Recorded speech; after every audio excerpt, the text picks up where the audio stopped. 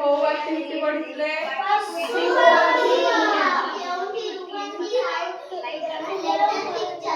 ଆଜି ଆମେ କଣ ପଢିବା? ପରିସରରେ ଥିବା କିଛି ଗଛ ବିଷୟରେ। ଠିକ ଅଛି, ମୋ ଗଛ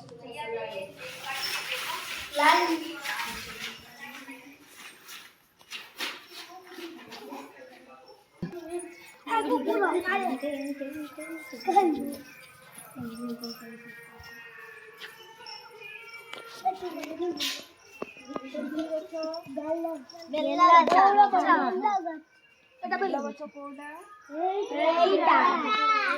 ଗଛ ପତ୍ର କେମିତିଆ? କୋଉ ଗଛ ବିଷୟରେ ଜାଣିବା?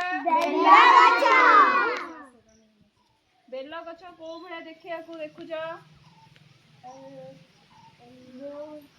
କଣ୍ଟା ଗଛ। ପତ୍ର ତାର କେମିତିଆ? Green colour. କେତେଟିଆ ପତ୍ର ତାର? ଫଳ କେମିତିଆ? ଏଇଟା କି ଗଛ? ତା ଫଳ କେମିତିଆ? କେମିତି ଲାଗେ? ମିଠା ଲାଗେ। ପିତା ଲାଗେ। କଞ୍ଚା ଲାଗେ। ଆଉ ବେଲ ଗଛ ବେଲ କେମିତି ଲାଗେ? ପାଚିଲେ କୋଉ ଭଳିଆ ଦେଖାଯାଏ?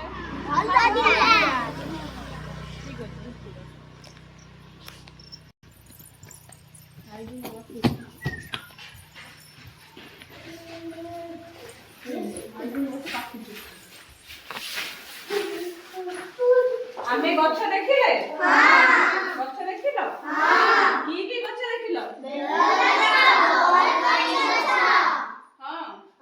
ବେଲ ଗଛ କୋଉ ଟାଇପର?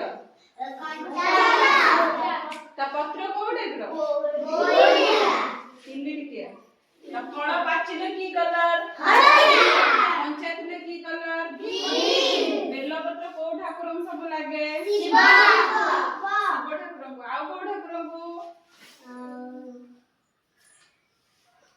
ଆଉ କୋଉ ଠାକୁରଙ୍କୁ ଲାଗେ? ଖାଲି ଶିବଙ୍କୁ ଲାଗେ?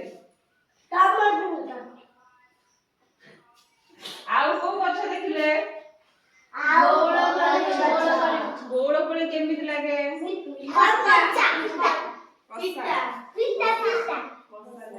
କିଏ ବଉଳ କୋଳି ଖାଇଛ ସବୁ? ତମକୁ ଭଲ ଲାଗେ ଖାଇବାକୁ? ଭଲ ଲାଗେ। କାହାକୁ ତ ବେଲ ଭଲ ଲାଗେ? ସମସ୍ତେ ବେଲ ଖାଅ? ଆଉ କି ଗଛ ଦେଖିଲେ ସବୁ? ଲେମ୍ବୁ ଗଛ ଦେଖିଲେ। ଲେମ୍ବୁ ଗଛ କୋଉ ଟାଇପର? ଲେମ୍ବୁ ପତ୍ର କି କଲର? ଲେମ୍ବୁ କୋଉ ଭଳିଆ ଲାଗେ? କି କଲର?